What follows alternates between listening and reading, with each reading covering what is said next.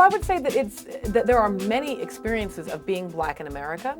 That's probably always been true, but is maybe more true now. So if there's change, that change is probably toward multiplicity of experience.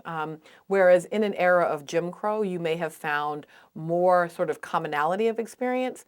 But even then, my bet is that, sort of the best historians keep finding that the multiplicity of experience was true all the way back, right? And sort of the farther back you go, the more that you find that there were all of these divergent ways of being Black.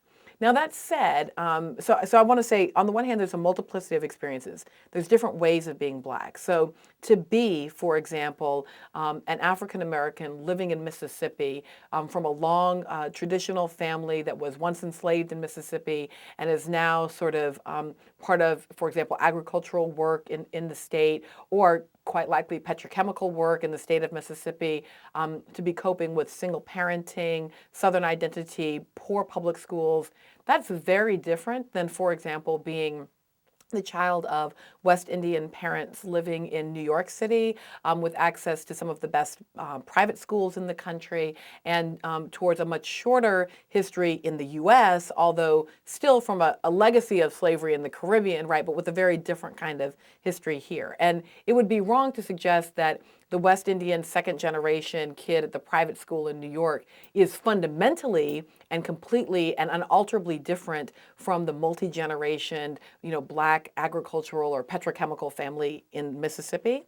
But they are different. And to suggest that there is one, the Black experience when you have that many divergent ways of being Black, I think would be wrong.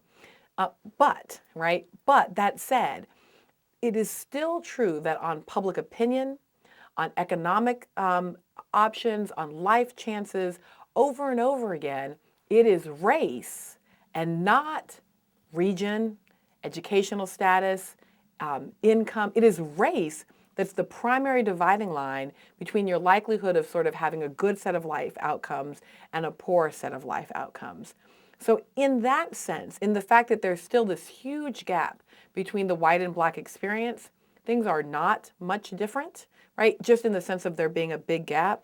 But there is a lot of difference in the kind of diversity of life experiences that Black Americans have. I mean, Barack Obama is running for the U.S. presidency. And despite what Stanley Crouch and Deborah Dickerson say, he's a Black guy. And he's really running. He's not just running an insider campaign for the purposes of pushing the party to be more responsive. That's what Jesse Jackson was doing. So brilliant strategy, very important. Thank God for Jesse Jackson. But that's not what Barack Obama is doing. Barack Obama is actually running for the U.S. presidency. That is different. That's not what was true in 1965.